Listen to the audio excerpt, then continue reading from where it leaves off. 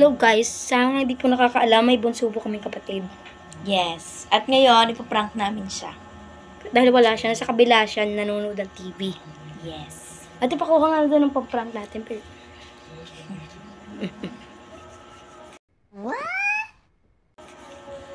Ito guys. Kumuha kami ng ganito dahil nagtitinda si mama dati ng mga kikyam-kikyam. Then yung pulbo. Igagano namin siya. Tapos ilalagay namin sa taas ng pinto. Para pag binuksan niya, malalaglagan siya. Let's go! So yan na nga guys. Sisimulan na namin. Taas mo, taas mo. Yun. Kapot mo. Sarado mo. Yan. Ako magkahawak siya.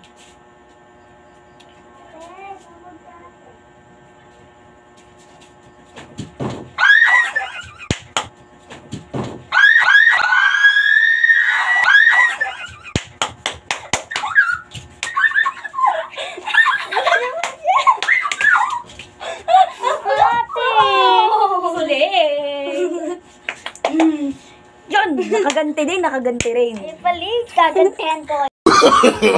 No, no, no, no.